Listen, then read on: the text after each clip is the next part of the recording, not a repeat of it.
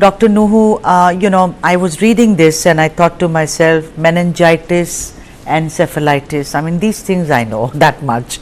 So, tell me that what even Veena George was saying and what we've been reading about it, that it's very rare, isn't it, this fever? Yeah, it's very, very rare. Even though we have had few cases in Kerala, altogether, the globally itself, the amoebic meningo encephalitis is a very, very rare illness. As you said, it has got a very high mortality, almost 90-95% mortality is there. That's the dangerous thing to know. So we have a few cases, and we have treated on cases successfully in Kerala. Basically, we have I think the doctors in Kerala, and they have been directed to have a close look at any patients with features of encephalitis. That means, as you said, initially the patient will present with features of ordinary viral fever, like fever, myalgia, headache, and all those things.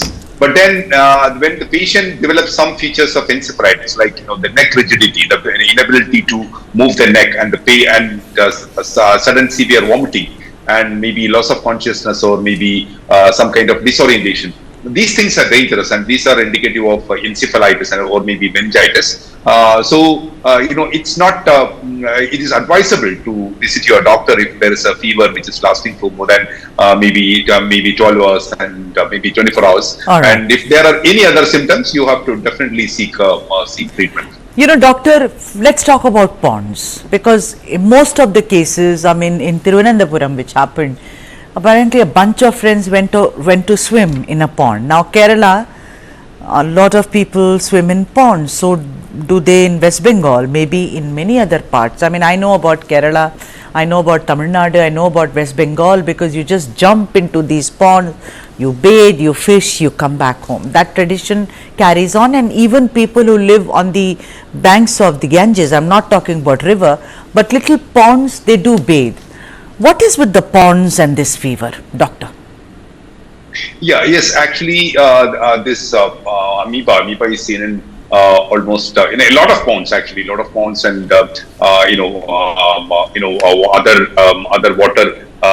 water containing places. But then, basically, it settles down at the lower part of the ponds.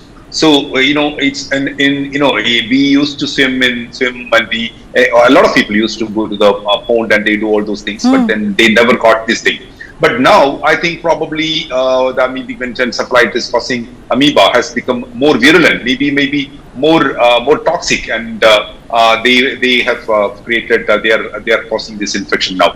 The basic thing is that even though it gets settled in the bottom layer, the bottom part of the ponds, in which there is a lot of mud and all, but at sometimes the people will students and children and all, they will go to the pond and they swim, and they go to the deeper layers, and they go to the floor of the pond, and maybe that mud containing part is also they go to that part also.